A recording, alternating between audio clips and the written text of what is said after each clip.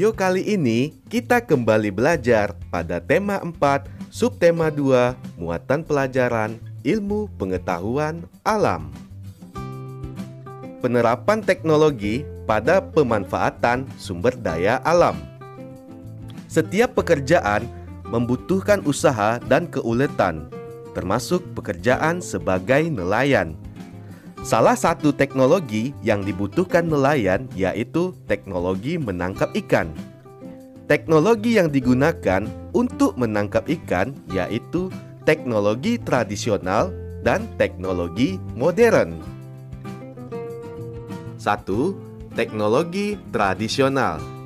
Berikut ini beberapa peralatan yang digunakan nelayan tradisional.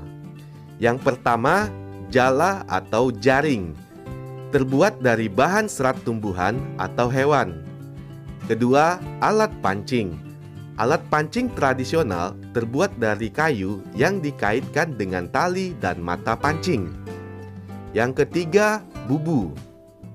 Alat ini terbuat dari bambu yang dianyam berbentuk bulat panjang dan ditenggelamkan di dasar sungai atau laut. Yang keempat, tombak. Alat ini terdiri dari sebatang kayu, tali penarik, dan mata tombak. Tombak dilemparkan ke dalam air, kemudian tali penarik ditarik jika sudah mendapatkan ikan.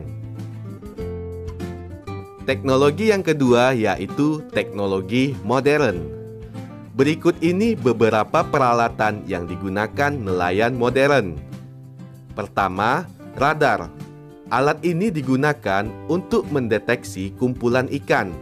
Alat ini membantu nelayan menemukan perairan yang terdapat banyak ikan. Yang kedua, pukat. Pukat dapat menjaring ikan lebih banyak dibanding jaring tradisional. Ketiga, racun.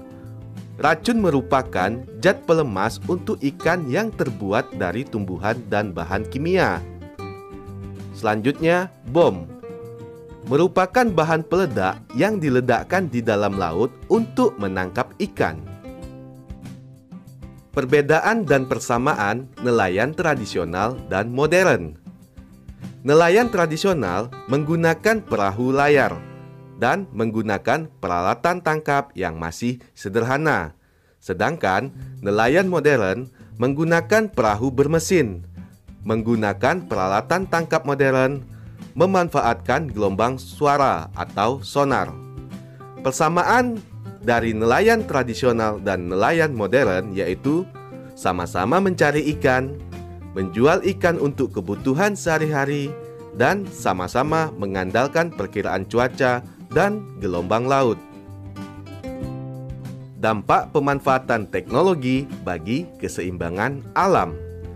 Dampak positif penggunaan teknologi yaitu: pertama, teknologi tradisional. Dampak positif dari teknologi tradisional tidak merusak ekosistem. Kemudian, bahan dan alat yang digunakan mudah didapat. Selanjutnya, dampak positif dari teknologi modern. Hasil tangkapan nelayan lebih banyak. Yang kedua, menghemat waktu dan tenaga karena menggunakan peralatan canggih. Dampak negatif penggunaan teknologi. Dampak negatif penggunaan teknologi tradisional. Hasil tangkapan sedikit karena bergantung pada cuaca dan arah angin. Yang kedua, menghabiskan waktu dan tenaga karena peralatan masih sederhana. Dampak negatif dari teknologi modern yaitu merusak lingkungan jika digunakan secara berlebihan. Menghabiskan biaya karena alat yang digunakan dibuat oleh pabrik.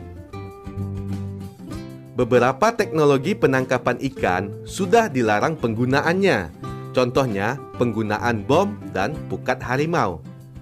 Akibat penggunaan bom ikan. Bom mengandung bahan kimia yang dapat mencemari laut. Ledakan bom menghancurkan terumbu karang dan ekosistem di bawah laut.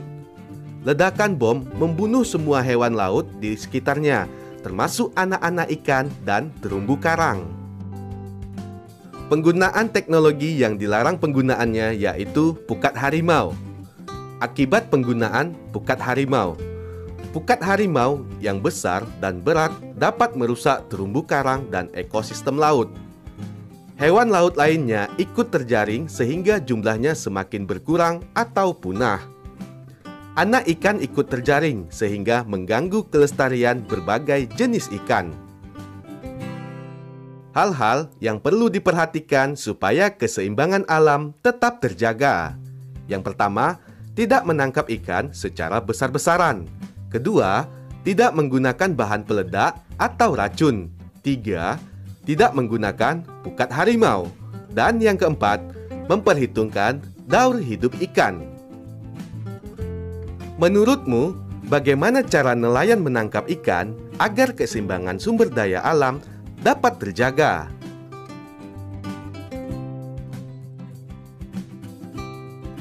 Penghematan sumber daya alam dalam kehidupan sehari-hari. Yang pertama, tidak merusak bangunan seperti rumah dan sekolah.